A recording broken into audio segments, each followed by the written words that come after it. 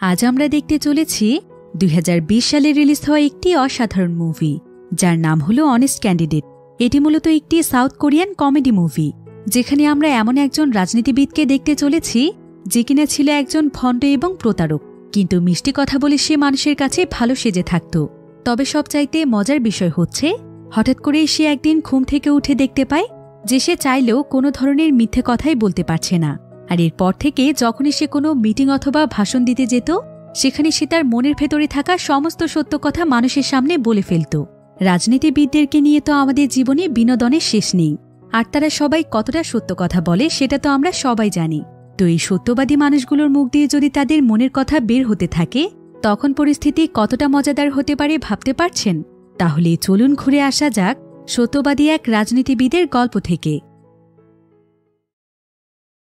তো গল্পটি শুরু হয় সাউথ কোরিয়ার সিওল শহরে, যেখানে একটি রাজনৈতিক দলের মিটিং হচ্ছিল। এখানে আমরা ইসুন নামক একজন মহিলাকে দেখতে পাই, আর ইসুন হল এই শহরের মেয়র। তবে ইসুন শুধু একবার নয়, বরং পরপর 3 বার জনগণের ভোটে জিতে মেয়র হয়েছে।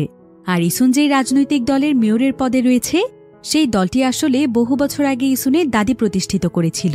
আর কোরিয়ার ইতিহাসে ইসুনের দাদি ছিল সবচাইতে সৎ এবং নিষ্ঠাবান একজন রাজনীতিবিদ, কারণ সে তার সারাটি জীবন জনগণের কল্যাণেই ব্যয় করে গিয়েছে, এবং সে নিজের তরফ থেকে নিজের সম্পদ মানুষের কল্যাণে ব্যয় করেছে, যেটা হয়তো এখন পর্যন্ত কোনো রাজনীতিবিদ করেনি। তাই ইসুনের দাদিকে সবাই ভালোবাসত, এমনকি এখন পর্যন্ত মানুষ তার দাদিকে সম্মানের সাথে স্মরণ করে। তাকে রাজনৈতিক দলের আদর্শ মানা হয়। কিন্তু সবচাইতে লজ্জার বিষয় হচ্ছে যে ইসুন এরকম একজন রাজনীতিবিদের নাতনি হয়ে সে নিজেই ছিল একজন বাটপার মহিলা। সে ছিল অসৎ একজন মানুষ, কারণ সে জনগণের সামনে একরকম, আর তার ভেতরে সব সময় থাকে অন্য কিছু। প্রতি বছর সে জনগণকে নানা ধরনের প্রতিশ্রুতি দেয়, আর এভাবে মানুষের মন জয় করে ভোটে জিতে গেলে সে তার কোনো প্রতিশ্রুতি ঠিকমতো পালন করে না, এবং সবসময় নিজের স্বার্থের দিকেই নজর রাখে। তো এবারে যখন নির্বাচনের সময় চলে আসে, তখন সে তার এই মহান কাজ জারি রাখে। সে মানুষের দাঁড়ে দাঁড়িয়ে গিয়ে ভালো ব্যবহার করে ভোট চায়। তার ব্যবহার দেখে মনে হচ্ছিল যেন আকাশ থেকে কোনো ফেরেশতা নেমে এসেছে। এমনকি সাংবাদিকদেরকে ঘুষ খাইয়ে সে নিজের পক্ষে কিছু ডকুমেন্টারি বানিয়ে টিভি চ্যানেলে প্রচার করে, যাতে করে জনগণের কাছে তার ইমপ্রেশন ভালো হয়ে যায়। এবার এই নির্বাচন নিয়ে প্রতিপক্ষ দলের সঙ্গে তার একটি টক শোয়ের আয়োজন করা হয়। কিন্তু প্রতিপক্ষ দল যখন ইসুনের ব্যাপারে সমস্ত তথ্য ফাঁস করে দিচ্ছিল, এবং পরপর 3 বার ভোটে জেতার পর সে জনগণের সঙ্গে কি কি প্রতারণা করেছিল সেই সমস্ত বিষয়ে যখন সকল তথ্য তুলে ধরছিল, তখন ইসুনের কাছে আর কোনো উপায় ছিল না। আর এভাবে করে সে যখন প্রতিপক্ষ দলের সঙ্গে পেরে উঠছিল না, ঠিক তখনই সে সেখানে তার দাদির ইতিহাস তুলে ধরে, আর সে এখানে কান্নার অভিনয় করতে থাকে, যার ফলে পুরো টকশোয়ের ফোকাস তার দিকেই চলে যায়, এবং জনগণের অ্যাটেনশন সে নিয়ে নেয়। তাছাড়া ইসুনের দাদি যেহেতু সত্যি সত্যি একজন ভালো মানুষ ছিল, তাই তার কষ্টের কথা শুনলে জনগণ ইমোশনাল হয়ে যায়। এবার টকশো শেষ হলে দেখা যায় যে ইসুন এতক্ষণ যে লোকটির সঙ্গে টকশো করছিল, অর্থাৎ প্রতিপক্ষ দলের সেই লোকটির সঙ্গে বসে ডিনার করছে। তাদের সঙ্গে ছিল কিম নামক একজন ব্যক্তি। এই কিম আসলে ইসুনের চামচা ছিল। সে ইসুনকে নানা ধরনের পরামর্শ দিয়ে থাকে। তো এখানে প্রতিপক্ষ দলে যে লোকটি ছিল, তার নাম ছিল দংম্যান। দংম্যান আসলে বহুদিন আগে থেকে ইসুনের সঙ্গেই যুক্ত ছিল, অর্থাৎ সে জনগণের সামনে প্রতিপক্ষ দলের নাটক করলেও সে যখন পরপর 3 বার ইসুনের বিপক্ষে দাঁড়িয়ে হেরে যায়, তখন সে নিজেও ইসুনের দলে ঢুকে পড়ে যে ইসুনের সঙ্গে সে জিততে পারবে না। এমনকি সে ইসুনের দলের কাছ থেকে নানা ধরনের সুবিধা নিয়ে থাকে। আর টকশোতে সে ইসুনের ব্যাপারে যে সমস্ত কথা তুলে ধরতে যাচ্ছিল, এগুলো তাদের আগে থেকেই সাজানো নাটক ছিল, যাতে করে জনগণের সন্দেহ না হয় যে দংম্যান এখন তাদের দলের লোক। এবার খাওয়া দাওয়া শেষ হলে সেদিন রাতে তারা একটি পার্টির আয়োজন করে, আর সেখানে বক্সে অনেক জোরে জোরে ইসুনের নির্বাচনী গান বাজানো হচ্ছিল। ইসুন তো এখানে খুশিতে নিজেও গান গাইছিল এবং ড্যান্স করছিল, আর তার সাথে সাথে তার চামচা দুটোও লাফাচ্ছিল। কিন্তু এখানে ঘটে যায় আরেক বিপত্তি। আমরা দেখতে পাই এখানে থাকা একটি পেইন্টিংয়ে বাঘটির চোখ নড়ছে, অর্থাৎ তাদের এই কার্যকলাপ লুকিয়ে লুকিয়ে কেউ দেখছিল। এমনকি সেই ব্যক্তি এখানে ক্যামেরার মাধ্যমে সবকিছু রেকর্ড করে নেয়। এবার যখন সেই ভিডিও ফুটেজটি হস্তান্তর করছিল, ঠিক তখনই পার্ক নামক একজন ব্যক্তি এই দৃশ্য দেখে ফেলে। পার্ক ছিল ইসুনের দলের লোক, তাই সে সঙ্গে সঙ্গে সেই ব্যক্তিকে ধরতে যায়, কারণ ভিডিওটিতে ইসুন দংম্যানের সঙ্গে ড্যান্স করছিল, যে কিনা ছিল তার প্রতিপক্ষ দলের লোক। আর এই খবরটি যদি কোনোভাবে লিক হয়ে যায়, তাহলে ইসুনের ব্যাপারে সবাই জেনে যাবে যে ইসুন আসলে উপরে একজন ভালো মানুষ হলেও ভেতরে ভেতরে তার অন্য কিছু। সে তার দাদির মতো ভালো মানুষ নয়। এদিকে পার্ক যখনই তাদের দুজনকে ধরতে যায়, তারা দুজন তখন তাড়াতাড়ি করে একটি গাড়িতে উঠে পালিয়ে যাচ্ছিল, কিন্তু পার্ক এখানে দ্রুত তার ফোনটি বের করে গাড়িটির নাম্বার প্লেটের ছবি তোলার জন্য। তবে এখানে ছবি তুলতে গিয়ে তার সেলফি উঠে যায়, কারণ তার মোবাইলে সামনের ক্যামেরা অন ছিল। পার্ক তখন দূর থেকে আবছা আবছা ভাবে গাড়িটির নাম্বার প্লেট দেখতে পাচ্ছিল। সে তখন সঙ্গে সঙ্গে গাড়ির নাম্বারটি মুখস্থ করে ফেলে। এরপর সে সোজা চলে যায় ইসুনের কাছে। সে ইসুনকে সমস্ত ঘটনা খুলে বলে। এতে ইসুন এবং তার দলের সবাই অনেক আতঙ্কিত হয়ে পড়ে। এবার পরের দিন ছিল তাদের নির্বাচনী প্রচারণার একটি স্টেজ শো। এখন এত দুশ্চিন্তায় থাকা সত্ত্বেও ইসুন এবং তার দলের লোকেরা নির্বাচনী প্রচারণায় অংশ নেয়। ইসুন তো এখানে অনেক আতঙ্কিত অবস্থাতেও ড্যান্স করছিল, যে কখন না জানি খারাপ খবর চলে আসে। অন্যদিকে এখন যে ব্যক্তির কাছে ইসুনের ভিডিওটি ছিল, হঠাৎ করেই দেখা যায় সেই ব্যক্তির গাড়িতে একজন মহিলা ইচ্ছে করেই ধাক্কা দেয়। ফলে লোকটি যখন গাড়ি থেকে বাহিরে নেমে আসে, তখন মহিলাটি তাকে বলে, তোমার গাড়ির ক্ষতিপূরণ নিতে চাও? তুমি চাইলে ক্ষতিপূরণ হিসেবে আমি তোমাকে একটি BMW কার দিতে পারি, কিন্তু এটার জন্য তোমাকে ছোট্ট একটা কাজ করতে হবে। তোমার কাছে ইসুনের যেই ভিডিওটি রয়েছে, সেই ভিডিওটি শুধু আমাকে দিয়ে দাও। সামান্য একটি ভিডিওর বিনিময়ে একটা BMW গাড়ি। অফারটি কিন্তু খারাপ নয়। তোমার লোকেরা তোমাকে যা দেবে নিশ্চয়ই তার চাইতে বেশি। লোকটি তখন সঙ্গে সঙ্গেই তাকে ভিডিওটি দিয়ে দেয়। এদিকে ইসুন যখন স্টেজে আতঙ্কিত অবস্থায় ছিল, ঠিক সেই সময় সেখানে কিম চলে আসে। আর সে কোলাকুলির বাহানায় কৌশলে এখানে ইসুনকে জানায় যে সে একটি BMWর বিনিময়ে তাদের সেই ভিডিওটি তার কবজাতে নিয়ে এসেছে। একথা শুনে তো ইসুন মহাখুশি হয়ে যায়। খুশিতে এখানে তার কোনো হুঁশ ছিল না। সে তখন সকলের সামনে কিমকে তার পিঠে উঠিয়ে লাফাতে শুরু করে। এরপর তারা সেখানে নিজের দলে স্লোগান দিতে থাকে। এবার আজকের মতো তার নির্বাচনী প্রচারণা শেষ হলে সে যখন বাড়িতে ফিরছিল, তখন রাস্তায় সে যাকেই দেখছিল তার কাছেই ভোট চাইছিল। এরপর কিছুক্ষণের মধ্যেই সে তার বাড়িতে চলে আসে। কিন্তু আমরা দেখতে পাই যে ইসুনের বাড়িটি খুবই ছোট। একজন মেয়রের বাড়ি সাধারণত এমন হয় না। এখানে আবার স্যাংজি নামক একজন লোক ছিল, আর এই লোকটি ছিল ইসুনের হাজবেন্ড। তো ইসুন যেই বাড়িটিতে থাকে, এই বাড়িটি ছিল মাত্র 600 স্কয়ার ফিটের। এমনকি এখানে তেমন কোনো জিনিসপত্রও ছিল না। আসলে এটাও ছিল ইসুনের এক ধরনের চাল, যাতে করে তার এই অবস্থা দেখে মানুষ বুঝতে পারে যে ইসুন আসলে কতটা সৎ, সে কতটা সাধারণভাবে তার জীবনযাপন করে। কিন্তু রাত যখন গভীর হয়ে যায়, তখন সে এবং স্যাংজি এক ধরনের কালো পোশাক পরে। এরপর তারা দুই ভণ্ড মিলে চুপি চুপি বাড়ি থেকে বেরিয়ে আসে, আর তাদের দামি গাড়িতে চড়ে বিশাল এক বাংলোর সামনে নামে। এটাই ছিল ইসুনের আসল বাড়ি, যেখানে স্পা থেকে শুরু করে সুইমিং পুল সহ সবকিছুই ছিল। আর এখানে এসে সে এবং স্যাংজি এনজয় করত। তারা এখানে বিভিন্ন দামি দামি খাবার খেত, ফেসিয়াল করত। অর্থাৎ এখানে এসেই তারা তাদের জীবনকে উপভোগ করত, যেটার ব্যাপারে কেউই জানত না। এবার এসব কিছু করে ক্লান্ত হয়ে ইসুন যখন ঘুমিয়ে পড়ে, ঠিক তখনই তার কাছে একটি ফোন আসে। ফোনে কেউ একজন তাকে কোনো একটি বিষয়ের ব্যাপারে বলছিল। আর এই ফোন কলটি পাওয়ার সঙ্গে সঙ্গেই ইসুন তার সহকর্মী পার্কের সঙ্গে একটি জঙ্গলের মধ্যে চলে যায়, যেখানে প্রচুর পরিমাণে বাতাস বইছিল। তারা তখন তাদের গাড়িটিকে একটি জায়গাতে রেখে পায়ে হেঁটে রওনা দেয়। কিছুক্ষণ হাঁটার পর তারা জঙ্গলের মাঝখানে থাকা একটি বাড়িতে চলে আসে। আর এখানে আসার পর আমাদেরকে এমন একটি দৃশ্য দেখানো হয়, যেটা ছিল চোখ একদম কপালে উঠে যাওয়ার মতো। ইসুন এখানে একটি বৃদ্ধ মহিলার কাছে এসেছে। আর এই বৃদ্ধ মহিলাটি আর কেউ ছিল না, বরং এটাই ছিল ইসুনের দাদি, যে কিনা সকলের কাছে সৎ এবং নিষ্ঠাবান রাজনীতিবিদ হিসেবে পরিচিত। সে আসলে মারাই যায়নি।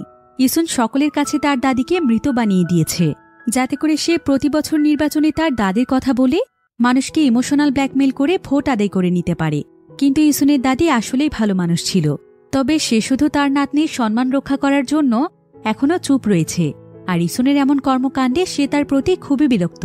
সে এই ধরনের মিথ্যাচার একদমই পছন্দ করে না। আর তাই সেই ব্যাপারটি বোঝানোর জন্য ইসুনকে এখানে ডেকে এনেছে। সে এখানে ইসুনকে বলে, অনেক হয়েছে, তোমার নাটক আমি অনেক দেখেছি। তুমি তোমার এই মিথ্যে নাটক বন্ধ করো। তোমার ভালো সেজে থাকার কি দরকার? তুমি তো সৎভাবেই মানুষের সেবা করতে পারো। তাহলে তো তোমাকে এই ধরনের নাটক করতে হয় না। মানুষ তখন তোমাকে এমনিই ভালোবাসবে। এই বলে সে ইসুনকে তার অতীতের সেই সোনালী দিনের গল্প শোনাতে থাকে, যখন সে নিজে রাজনীতি করত। মানুষজন তাকে কতটা ভালোবাসত, কতটা বিশ্বাস করত। তাই সে মানুষের বিশ্বাস এবং ভালোবাসা বজায় রাখার জন্য সবসময় বিশ্বস্ততা এবং দায়িত্বশীলতার সাথে কাজ করে গিয়েছে, যার ফলে মানুষ এখনও তাকে ভালোবাসে। সে এখানে ইসুনকেও তার মতো হতে বলে। কিন্তু ইসুন এখানে বলে, তুমি এত ভালো হয়ে তোমার জীবনে কি করতে পেরেছ? জঙ্গলের মাঝখানে একটা ভাঙা বাড়ি ছাড়া তোমার কি আছে শুনি? তুমি আমাকেও তোমার পর্যায়ে আসতে বলছো? তোমার কথা শুনলে আমি তো আমার লাইফটাকে এনজয় করতে পারবো না। ইসুন তখন তার দাদিকে শান্ত করার জন্য বলে, তুমি একটু শান্ত হও তো দাদি। আমাকে কোনো মতে এবারের নির্বাচনটি জিততে দাও। এরপর তুমি যা বলবে আমি তাই শুনব। আমি ভণ্ডামি ছেড়ে দিয়ে একদম ভালো হয়ে যাব। ইসুনের দাদি তখন তাকে মিডল ফিঙ্গার দেখিয়ে বলে, তোমার এই কথা আমি বহু বছর ধরেই শুনছি, কিন্তু এবার যদি তুমি তোমার কথা না রাখো তাহলে আমি নিজে জনগণের সামনে চলে আসব। তখন তোমার সমস্ত কেরামতে ছুটে যাবে। ইসুন তার দাদিকে কোনো মতে বুঝিয়ে বাহিরে চলে আসে, কিন্তু বাহিরে এখন প্রচণ্ড বৃষ্টি হচ্ছিল, আর বৃষ্টির পানিতে জঙ্গলের মধ্যে অনেক কাদা তৈরি হয়েছিল। তাই ইসুনের পা একটি জায়গার কাদার মধ্যে আটকে যায়, যার ফলে ইসুনের জুতোর নিচের অংশ খুলে যায়। তাই পার্ক এখানে ইসুনকে তার পিঠে উঠিয়ে নিয়ে যাওয়ার চেষ্টা করছিল, কিন্তু এতে পার্কের অবস্থা একদম খারাপ হয়ে যায়। সে তো এখানে কাদার মধ্যে পিছলে বারবার পড়ে যাচ্ছিল। তাই সে ইসুনকে এখানে দাঁড়াতে বলে সে তার জন্য ছাতা এবং জুতো আনতে যায়। এবার কিছুক্ষণ পরেই ইসুন বৃষ্টির মধ্যে দাঁড়িয়ে প্রার্থনা করতে থাকে, যাতে করে এবারের নির্বাচন সে কোনো মতে জিতে যায়। অন্যদিকে আবার ইসুনের দাদিও তার বাড়িতে বসে প্রার্থনা করছিল যে তার নাতনি যেন শুধরে যায়, সে যেন সবসময় সত্যের পথে থাকে, মিথ্যে বলে যেন সে মানুষকে ধোঁকা না দেয়। তো তাদের দুজনের প্রার্থনা করার সময় হঠাৎ করে ইসুনের সামনে জঙ্গলের মাঝখানে একটি বজ্রপাত হয়। ইসুন ভয়ে একদম আটকে ওঠে। এরপর সেদিন কোনো মতে ইসুন তার বাড়িতে ফিরে আসে, কিন্তু সকালবেলা যখন সে ঘুম থেকে ওঠে তখন তার হাজব্যান্ড স্যাংজি তাকে বলে যে তার মা নাকি ইসুনের কথা জিজ্ঞাসা করেছে। কিন্তু এই কথা শুনে ইসুন বলে ওঠে, কি ওই ডাইনিটা ফোন করেছিল? আমার সামনে একদমই ওই ডাইনি বুড়ির কথা বলবে না। সে কি জানতে চেয়েছে? হ্যাঁ, আমি এখনো মরে গিয়েছি কিনা সেটা জানতে চেয়েছে? পাগল মহিলা কোথাকার। একথা শুনে স্যাংজি তো রীতিমতো চমকে ওঠে। সে বলে, কি বলছো এসব তুমি? উনি তোমার শাশুড়ি হয়, তুমি তো কোনোদিনও তার ব্যাপারে এভাবে বলনি। ইসুন বলে, ঠিকই তো বলেছি, তোমার মা একটা শয়তান ডাইনি মহিলা, আমাকে সবসময় বাচ্চার কথা বলে পাগল করে দিয়েছে।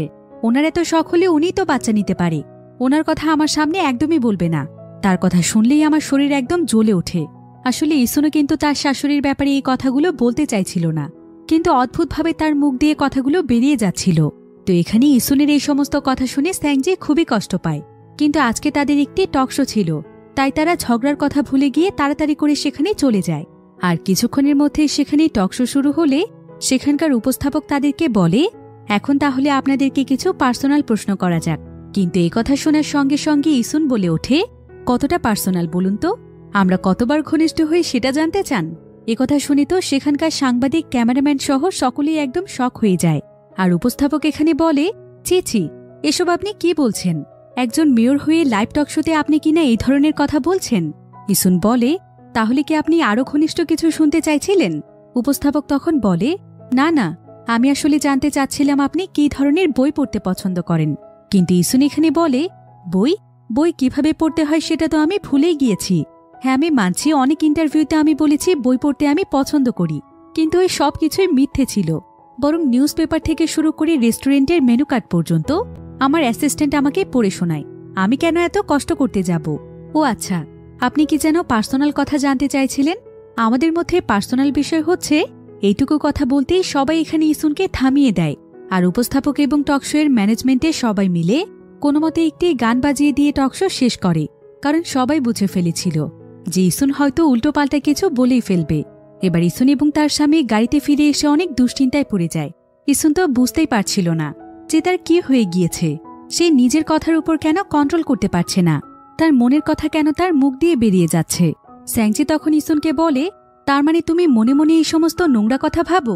ইসুন তখন রেগে গিয়ে বলে, ও আচ্ছা, আমি বললেই নোংরা হয়ে যায় তাই না? আর তুমি যখন কাজটা করো তখন সেটা তোমার কাছে নোংরা মনে হয় না? স্যাংজি বলে, ঠিক আছে ঠিক আছে, তোমার পাটা এখন নিচে নামাও, বিছড়ি গন্ধ আসছে। কিন্তু ইসুন এখানে বলে, তোমার পুরো শরীরে তো এর চাইতে 10 গুণ দুর্গন্ধ। আমি কি কোনোদিন কিছু বলেছি? স্যাংজি তখন বলে, তুমি তোমার সহকর্মীর সামনে আমাকে এভাবে ছোট করতে পারো না? আমারও তো সম্মান আছে। ইসুন তখন বলে ফেলে, তোমার আবার সম্মান আছে? বেকার বুড়ো লোক একটা, আমার টাকা খেয়ে খেয়ে তো দিন দিন কুমড়োর মতো হয়ে যাচ্ছ, নিজে তো কিছুই করতে পারো না। স্যাংজি তখন চিৎকার করে বলতে থাকে, তাহলে তোমার মনে মনে এই ছিল? হায়রে কপাল, এ আমি কার সঙ্গে সংসার করছি? এসব কথা বলতে বলতে সে সেখানে পাগলের মতো চিৎকার করতে থাকে। এবার ইসুন তার সহকর্মী পার্কের সঙ্গে চলে যায় একটি লাইব্রেরিতে। ইসুন আসলে তার দাদির জীবনের উপর একটি বই লিখেছিল, আর সেটা এবছর কোরিয়াতে সবচাইতে বেশি বিক্রিত বই হিসেবে অ্যাওয়ার্ড পেয়েছে। তাই সেই উপলক্ষে সে একটি পার্টির আয়োজন করেছিল। এবার তাদের মধ্যে একজন ইসুনকে প্রশ্ন করে, আচ্ছা ম্যাম, আপনার এই বইটি এত বেশি বিক্রিত হওয়ার পেছনে রহস্যটা কি? ইসুন তখন বলে, এই রহস্যের কথা আপনাদেরকে কি আর বলি। আমি আসলে আমার সহকর্মী পার্কের মাধ্যমে পার্ট টাইম লোক লাগিয়ে রেখেছিলাম। তারাই তো আমার সব বই কিনে নিয়েছে। তাহলে কেন সফল হবে না বলুন তো? এবার ব্যাপারটিকে এড়িয়ে যাওয়ার জন্য পার্ক সেখানে বলে, ম্যাম অনেক ভালো মজা করতে পারে। এই বলেই সে সেখানে হাততালি দিতে দিতে হাসতে থাকে।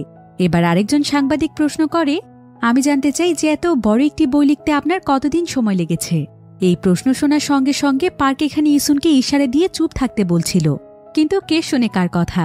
অনেক সময় ধরে কথা চেপে রাখার পর ইসুন শেষমেশ বলেই ফেলে, আসলে আমার কাছে তো কোটি কোটি টাকা আছে।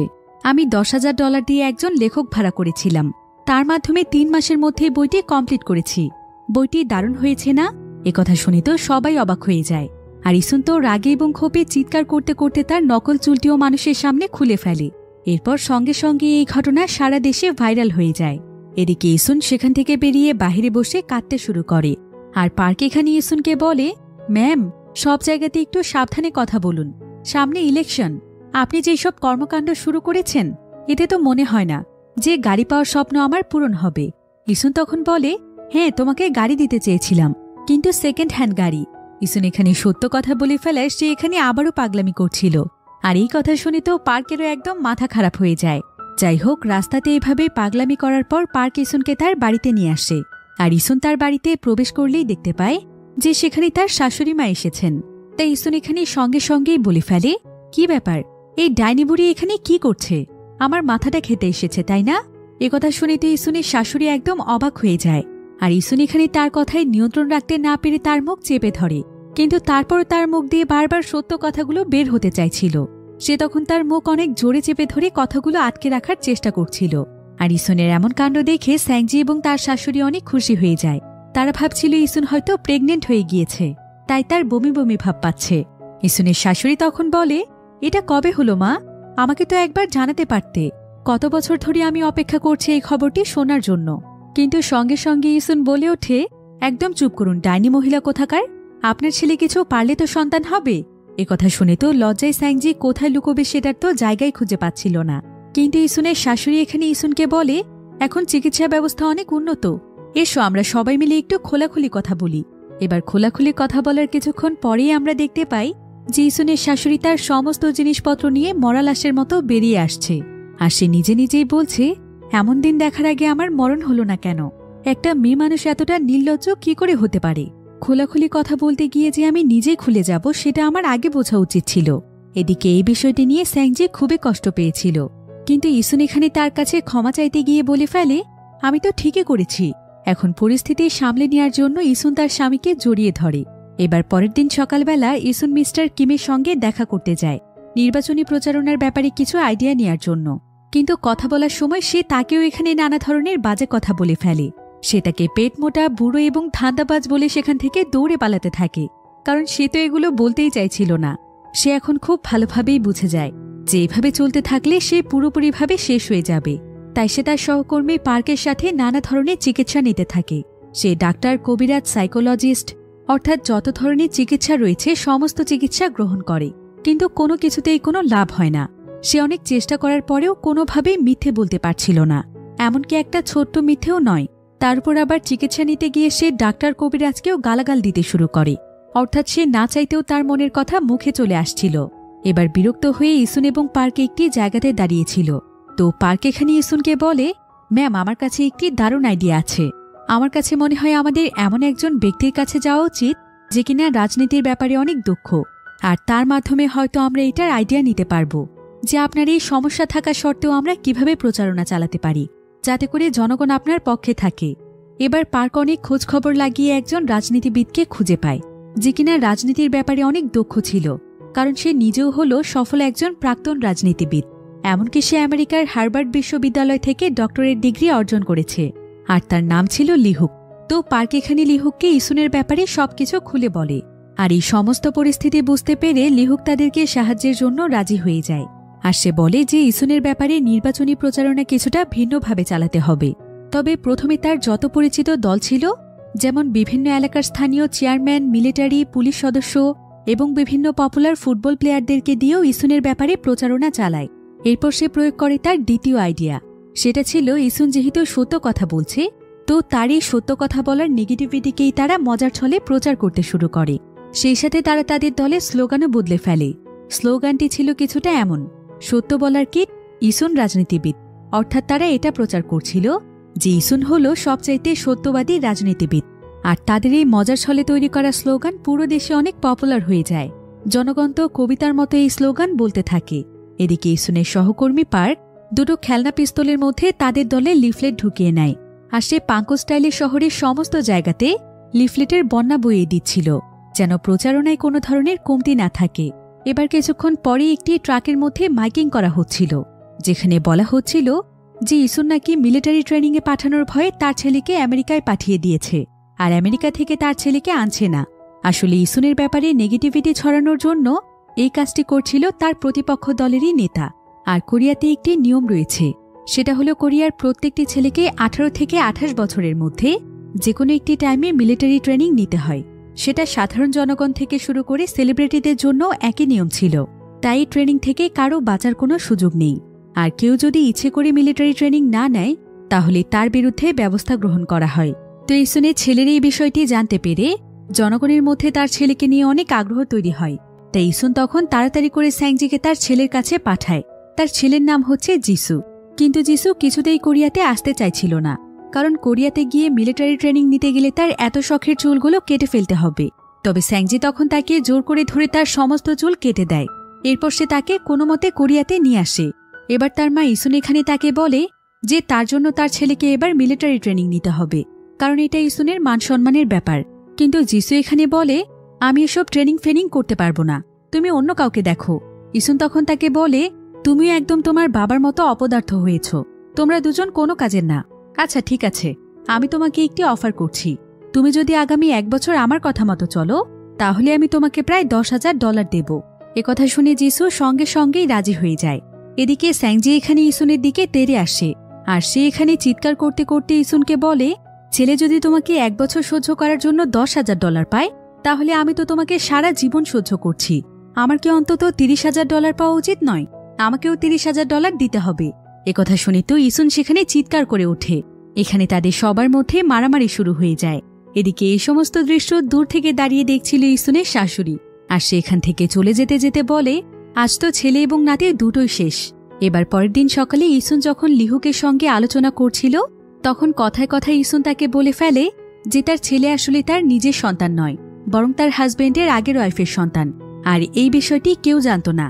তো এই কথাটি বলে ইসুন সঙ্গে সঙ্গেই তার বাড়িতে চলে আসে, আর সে বাথটবের মধ্যে প্রচুর পরিমাণে বরফ দিয়ে সারা রাত সেখানে বসে থাকে, যাতে করে সে অসুস্থ হয়ে যায়, কারণ কাল সকালেই তাকে একটি জায়গাতে ভাষণ দিতে হবে। আর সে কোনোভাবেই চায় না যে তার মুখ দিয়ে সেই সত্য কথাটা বেরিয়ে যাক যে যিশু আসলে তার নিজের সন্তান নয়, কারণ সে যিশুকে সত্যি সত্যি অনেক ভালোবাসে। কিন্তু তার ছেলে এটা জানত না যে ইসুন তার সৎমা। তাই সে যদি এই কথাটি জানতে পারে, তাহলে হয়তো সে অনেক কষ্ট পাবে। এবার পরের দিন সকালে ইসুন যখন স্টেজে দাঁড়িয়ে ভাষণ দিচ্ছিল, ঠিক তখনই সে সঙ্গে সঙ্গে অসুস্থ হয়ে অজ্ঞান হয়ে যায়। আর তাকে হসপিটালে নিয়ে যাওয়া হলে সে সেখানকার একটি টিভির মধ্যে দেখতে পায় যে তার প্রতিপক্ষ দলের নেতা ইউন একটি টকশোতে এসে মিডিয়ার সামনে তার ছেলের ব্যাপারে সব কথা বলে দিয়েছে, যে যিশু ইসুনের সৎ ছেলে। একথা শুনে ইসুন সেখানেই একদম পাগলের মতো হয়ে যায়। সে ইউনকে গালাগাল দিতে থাকে। এদিকে পার্ক তাকে কোনো মতে শান্ত করে বাহিরে নিয়ে আসলে সেখানে প্রচুর পরিমাণে মিডিয়ার ভিড় ছিল, কিন্তু পার্ক অনেক কষ্ট করে তাকে গাড়িতে উঠিয়ে নেয়। কিন্তু ইসুনের খুবই মন খারাপ ছিল। সে মনে করছিল যে যিশু হয়তো এই নিউজ শুনে অনেক কষ্ট পেয়ে গিয়েছে, তাই পার্ক তাকে নিয়ে বাড়ির দিকে রওনা হয়। কিন্তু এদিকে দেখা যায় ইসুনের এই বিষয়টি নিয়ে মিডিয়ার মধ্যে ভালো একটি ইমপ্রেশন তৈরি হয়েছে। ফলে মিডিয়ার সবাই সারা দেশে প্রচার করছিল যে একজন সৎমা হয়ে ইসুন তার সৎ ছেলেকে কতটা ভালোবাসে, যেটা নারী জাতির জন্য অনেক গর্বের একটি বিষয়। অন্যদিকে ইসুন সঙ্গে সঙ্গেই তার ছেলে যিশুর কাছে চলে যায়, আর সে সত্যটা লুকোনোর জন্য তার কাছে বারবার মাপ চাইতে থাকে। কিন্তু যিশু তো এখানে একদম স্বাভাবিক ছিল। সে এখানে বলে, আরে চিন্তা করো না, এ বিষয়টি তো যখন আমি 8 বছরের ছিলাম তখন থেকেই জানি, এ আবার নতুন কি? আর ছোটবেলা থেকেই তোমাকে আমি আমার মা বলে জানি, তুমি আমার মা। একথা শুনে ইসুন এবং স্যাংজি অনেক অবাক হয়ে যায়। স্যাংজি তখন তাকে বলে, তুই কি করে জানলি? যিশু বলে, তোমার কি কিছুই মনে নেই বাবা? তুমি তো একদিন মদ খেয়ে এসে আমাকে সবকিছু বলেছিলে যে আমার মা নাকি খুবই সুন্দরী ছিল, তাই আমিও তার মতো এতটা সুন্দর হয়েছি।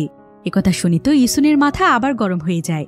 সে এখানে প্রচণ্ড রেগে গিয়ে তার স্বামীকে ধাক্কা দিয়ে সুইমিং পুলের মধ্যে ফেলে দেয়। এবার পরের দিন ইসুন আবারও একটি প্রেস কনফারেন্সে যায়, আর সে সেখানে জনগণকে উদ্দেশ্য করে বলে, আচ্ছা আপনারা একটু চিৎকার করে বলুন তো যে এই শহরের সায়েন্স পার্ক এবং সবচাইতে বড় সেতুটা কে তৈরি করে দিয়েছে? সকলেই চিৎকার করে বলতে থাকে ইসুন তৈরি করে দিয়েছে।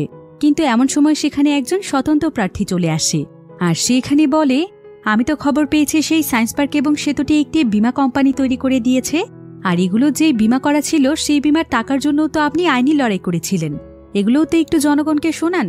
এবার ইসুনের মুখ দিয়ে সমস্ত সত্য কথা বেরিয়েই যাচ্ছিল, কিন্তু বিষয়টি এড়িয়ে যাওয়ার জন্য পার্ক সেখানে গান গাইতে শুরু করে, আর ইসুনও তার সঙ্গে গান গেয়ে সেখানে পারফর্ম করতে থাকে। কিন্তু তারপরও সেই স্বতন্ত্র প্রার্থী চুপ করছিল না। সে তো এখানে একটি মাইক নিয়ে আসে, আর সে মাইকের মধ্যে এই ধরনের কথা বলতে থাকে। এখন পার্ক এখানে সমস্ত পরিস্থিতি সামলে নেওয়ার জন্য চিৎকার করে বলতে থাকে, এখানে বোম রয়েছে, তাড়াতাড়ি এখান থেকে সবাই চলে যান। এতে সেখানে একদম গোলমাল লেগে যায়, সবাই এখান থেকে পালিয়ে যেতে থাকে। এভাবে করে পার্ক সেদিন কোনোমতে সেই অনুষ্ঠানটি নষ্ট করে দেয়। এবার বাড়িতে ফেরার পর ইসুন এবং তার পরিবারের সবাই নিজেদের জিনিসপত্র গুছিয়ে নিচ্ছিল। আসলে তারা এই শহর ছেড়ে পালানোর সিদ্ধান্ত নিয়েছে, কারণ ইসুন যদি এভাবে সত্য কথা বলতে থাকে তাহলে হয়তো তাকে তার কুকীর্তির জন্য জেলেও যেতে হতে পারে। তাই ভয় পেয়ে ইসুন তার পরিবারকে নিয়ে পালিয়ে যেতে চাইছিল। কিন্তু এমন সময় ক্যাপ্টেন লিহুক এসে তাকে জানায় যে তার কাছে আরও একটা মাস্টার প্ল্যান রয়েছে, যেটার মাধ্যমে ইসুন নির্বাচনে জিততে পারে। এবার আমরা দেখতে পাই যে ইসুনের দলের পক্ষ থেকে একটি প্রোগ্রামের আয়োজন করা হয়েছে, আর সেখানে সকলকে জানানো হয়েছে যে ইসুন আসলে অনেক সত্যবান একজন মানুষ। তাই সে তার জীবনে যতগুলো ভুল করেছে সেগুলো নিয়ে সে অনেক অনুতপ্ত। তাই সে জনগণের কাছে তার ব্যাপারে সমস্ত সত্য কথা নিজেই তুলে ধরতে চায়, যাতে জনগণ তার সততার কথা বিবেচনা করে তাকে ক্ষমা করে দেয়। তো ইসুন এখানে অনবরত তার ব্যাপারে সমস্ত সত্য কথা বলে দিচ্ছিল। এদিকে তার ছেলে যিশু আমেরিকাতে যেই ড্যান্স শিখেছিল সেই ড্যান্সের মাধ্যমে তার মায়ের জন্য নির্বাচনী প্রচারণা চালাচ্ছিল। আর ইসুন এখানে কথা বলতে বলতে যখন তার ছেলের ব্যাপারে কথা বলছিল তখন সে নিজের অজান্তেই সেখানে কাঁদতে শুরু করে। সে মাইক হাতে নিয়ে বলতে থাকে যে সে তার সন্তান যিশুকে কতটা ভালোবাসে। আর ইসুনের এই ঘটনা আবারও পুরো দেশে ভাইরাল হয়ে যায়। সবাই তখন ইসুনকে সবচাইতে ভালো মায়ের হিসেবে আখ্যায়িত করে, কারণ একজন মা যে তার সৎছেলেকেও কতটা ভালোবাসতে পারে ইসুন তারই একটি উজ্জ্বল নিদর্শন। এভাবে ইসুন বিভিন্ন প্রেস কনফারেন্স, টক শো সমস্ত জায়গাতে গিয়ে সত্য কথাগুলো তুলে ধরায় জনগণের মনে তার জন্য আবারও ভালোবাসা তৈরি হয়েছে, যেটা ইলেকশনের জন্য খুবই ভালো একটি বিষয়। এবার অন্যদিকে আমরা ইসুনের বাড়ির একটি কাজের মেয়েকে দেখতে পাই। সে এখানে একজন সাংবাদিকের কাছে প্রায় অনেক টাকার বিনিময়ে ইসুনের ব্যাপারে সমস্ত তথ্য পাচার করছিল। এদিকে নির্বাচনী প্রচারণা শেষ করে ইসুন যখন বাড়িতে ফিরছিল তখন সে দেখতে পায় যে তাদের একটি ইউনিভার্সিটির সামনে একজন মহিলা তার সন্তানের আত্মহত্যার প্রতিবাদে আন্দোলন করছিল। অন্যদিকে ইসুনের দাদি কিছুটা অসুস্থ হওয়ায় পার্ক তাকে নিয়ে ডক্টরের কাছে আসে, আর ডক্টর এখানে জানায় যে ইসুনের দাদি আর মাত্র 1 বছর বাঁচবে। একথা শুনে ইসুনের দাদি খুব নর্মালভাবে সেখান থেকে উঠে চলে যাচ্ছিল, কিন্তু পার্ক এখানে তাকে বলে, এত বড় একটা খবর শুনে আপনি এতটা নর্মাল কিভাবে আছেন? ইসুনের দাদি তখন তাকে বলে, আরে এই ডাক্তার একটা পাগল, গত 8 বছর ধরে আমাকে এই একই কথাই বলছে, চলে এসো। এদিকে আমরা আবারও সেই মহিলাটিকে দেখতে পাই যে কিনা তার ছেলের আত্মহত্যার জন্য আন্দোলন করছিল। তো সেই মহিলাটির কাছে হঠাৎ করে সেই সাংবাদিকটি চলে আসে যে কিনা ইসুনের বাড়ির কাজের মেয়ের কাছ থেকে ইসুনের ব্যাপারে তথ্যগুলো নিয়েছিল। আর ওই তথ্যগুলোর মাধ্যমে সে ইসুনের ব্যাপারে নানা ধরনের খবর জানতে পারে। সেটা হলো ইসুনের যে ইউনিভার্সিটিটি ছিল সেখানে সে গরিব স্টুডেন্টদেরকে স্কলারশিপের কথা বললেও সে বিভিন্ন বড় বড় নেতা এবং ধনী মানুষদের কাছ থেকে প্রচুর পরিমাণে টাকা নিয়ে তাদের সন্তানদেরকে অ্যাডমিশন দিয়ে দিত। এখন এই বিষয়টি নিয়ে সেই সাংবাদিক একটি টিভি চ্যানেলের মাধ্যমে লাইভে আসে, আর সে বিভিন্ন জিনিসপত্র দিয়ে এখানে উদাহরণ দিতে থাকে যে ইসুন কিভাবে ধনী মানুষদের কাছ থেকে টাকা নিয়ে তাদের সন্তানকে সেই ইউনিভার্সিটিতে অ্যাডমিশন দিয়েছে। আর এই কাজটি করতে গিয়ে সে শত শত গরিব স্টুডেন্টদেরকে ইচ্ছে করেই ফেল করিয়ে দিয়েছে, যার ফলে স্কলারশিপ প্রাপ্ত একজন মেধাবী ছেলে ডিপ্রেশনে ভুগে আত্মহত্যা করে মারা গিয়েছে। তাই সেই ছেলেটির মা আজও তার সন্তানের মৃত্যুর প্রতিবাদে আন্দোলন করে যাচ্ছে, আর এটার দায়ভার পুরোপুরিভাবে ইসুনের। এখন এই নিউজটি প্রকাশ পেলে জনগণ আবারও ইসুনকে ঘৃণা করতে শুরু করে। এদিকে লিহুকও এখন ইসুনের বিরুদ্ধে চলে যায়, কারণ লিহুক ইসুনের এই কর্মকাণ্ডের ব্যাপারে জানত না। এদিকে সেই সাংবাদিক ইসুনের বিরুদ্ধে যে বক্তব্যগুলো দিয়েছে ইসুনকে সেই ব্যাপারে সমস্ত কথা প্রেস কনফারেন্সে খোলাখুলি আলোচনা করতে বলা হয়। কিন্তু মুশকিল ব্যাপার তো এটাই ছিল যে ইসুন চাইলেও এখন মিথ্যে বলতে পারবে না। এবার কিছুক্ষণ পরে ইসুন সেখানে তার দাদিকে দেখতে পায়। তার দাদি এখানে তাকে বলে, এবার ভালো হয়েছে, তোমার সমস্ত কিছু মানুষের কাছে ফাঁস হয়ে যাচ্ছে। আমি আগেই বলেছিলাম মিথ্যের আশ্রয় কখনোই নিও না। এখন এই সমস্ত ব্যাপার নিয়ে তাদের দুজনের মধ্যেই সেখানে ঝগড়া শুরু হয়ে যায়। কিন্তু কিছুক্ষণ পর ইসুন তার দাদিকে নিয়ে আবারও সেই জঙ্গলের মাঝখানে চলে যায়, যেখানে সে প্রার্থনা করেছিল। এবার তারা দুজন মিলে সেখানে প্রার্থনা করতে থাকে যে ইসুনের জীবন যেন একদম স্বাভাবিক হয়ে যায়, সে যেন নর্মাল মানুষের মতোই জীবনযাপন করতে পারে। তো এখানে প্রার্থনা করতে করতে সকাল গড়িয়ে রাত চলে আসে, কিন্তু তারপরে এতে কোনো লাভ হয় না। এবার আমরা কিছুদিন পরের ঘটনা দেখতে পাই, যেখানে লিহুক মিডিয়ার কাছে জানিয়ে দিয়েছে যে সে ইসুনের দল ছেড়ে দিয়েছে। তাই লিহুক তখন ইসুনের প্রতিপক্ষ দল ইউনের সঙ্গে যুক্ত হয়। আসলে হঠাৎ করে ইসুনের দাদি খুবই অসুস্থ হয়ে গিয়েছিল, তাই তাকে আইসিইউতে ভর্তি করা হয়েছে। আর কোনোভাবে এই বিষয়টি লিহুক জানতে পেরেছিল যে ইসুনের দাদি এখনও বেঁচে আছে, কিন্তু তারপরও ইসুন জনগণের সামনে তার দাদিকে মৃত প্রমাণিত করেছে। আর এটা জানতে পেরে সে ইসুনের দল ছেড়ে দিয়েছে। আসলে কোরিয়াতে মা বাবা এবং বিভিন্ন আত্মীয় স্বজনদেরকে নিয়ে যে কোনো মিথ্যাচারকে অনেক বড় একটি ক্রাইম মনে করা হয়।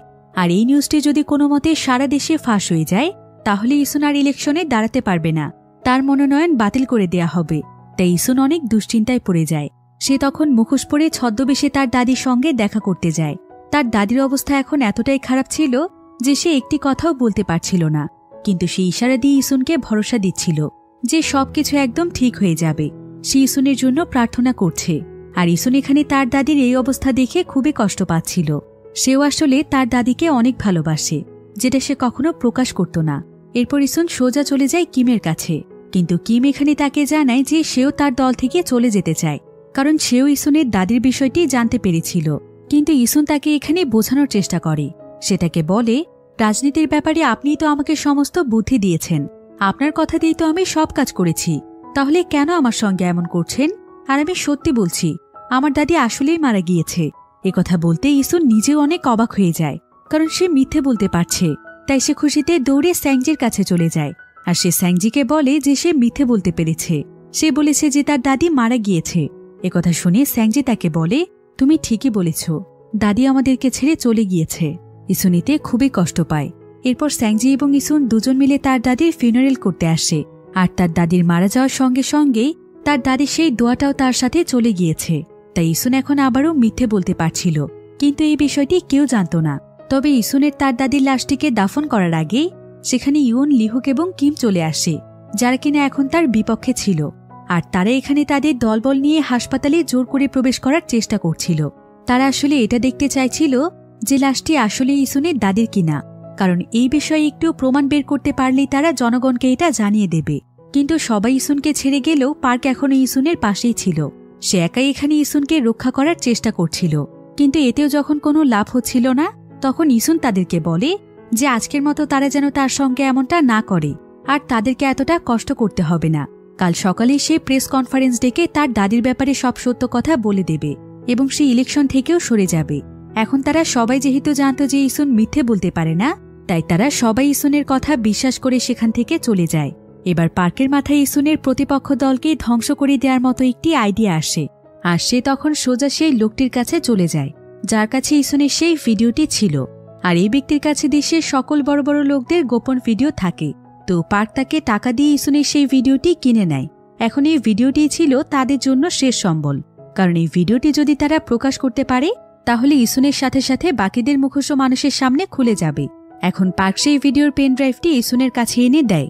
এর কিছুক্ষণ পরে ইসুন সেখানে থাকা একটি সিসিটিভির মধ্যে দেখতে পায় যে সেই মহিলাটি এখনও তার সন্তানের জন্য আন্দোলন করছে। ইসুন প্রায় অনেক সময় ধরে মহিলাটির দিকে তাকিয়ে থাকে, আর সে তার সন্তান যিশুর কথা চিন্তা করে যে যিশুর সঙ্গে এমন হলে সে কি করত। তাই সেইখানে তার ভুল বুঝতে পেরে সোজা সেই মহিলাটির কাছে চলে যায়, আর সে মাথা নত করে তার কাছে ক্ষমা চাইতে থাকে। কিন্তু এমন সময় সেখানে তার প্রতিপক্ষ দলের সবাই চলে আসে। তারা আসলে সেই ভিডিওটির ব্যাপারে খবর পেয়ে গিয়েছিল। এদিকে ইসুন তাদেরকে দেখে পালাতে শুরু করে।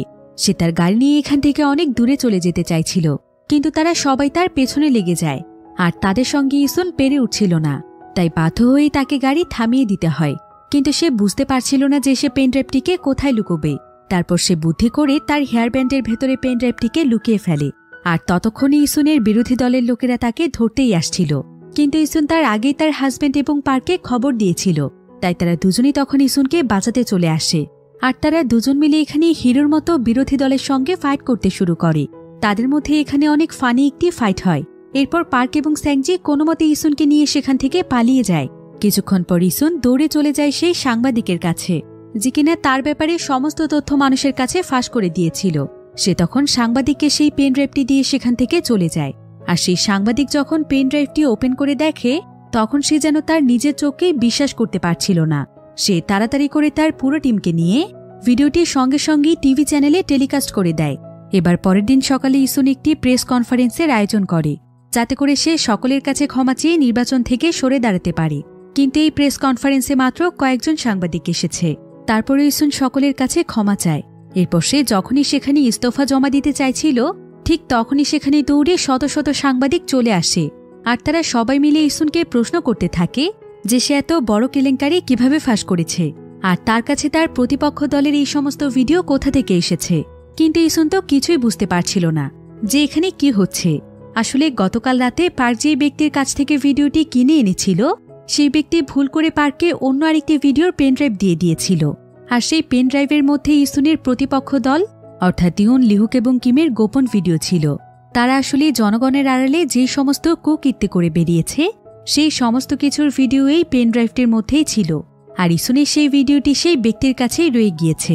এখন ইসুনের প্রতিপক্ষ দলের এমন কর্মকাণ্ড দেখে তাদেরকে সঙ্গে সঙ্গে নির্বাচন থেকে বহিষ্কার করা হয়। এ ঘটনার পর প্রায় 2 বছর সময় পার হয়ে যায়। এখানে আমরা জানতে পারি যে সেই নির্বাচনে ইসুন মাত্র 8টি ভোটের ব্যবধানে হেরে গিয়েছিল। সে মনে মনে প্রতিজ্ঞা করেছিল যে সে তার দাদের মতো একজন সৎ রাজনীতিবিদ হবে এবং সে সবসময় সৎভাবেই মানুষের সেবা করে যাবে। আর এই 2 বছর ধরে ইসুন সেটাই করে দেখিয়েছে। ফলে সে এখন মেয়র না থাকলেও শহরের প্রত্যেকটি মানুষ তাকে ভালোবাসে এবং সম্মান করে। আর ইসুন এখন সত্যি সত্যি খুবই সাধারণভাবে তার জীবনযাপন করে, ঠিক যেমনটা তার দাদি চাইত। কিন্তু এতগুলো দিনে সবকিছুর পরিবর্তন ঘটলেও স্যাংজি এবং জেসু ঠিক আগের মতো গাথাই রয়ে গিয়েছে। তারা এখনও ইসুনের কাছ থেকেই পকেট মানি নিয়ে চলে।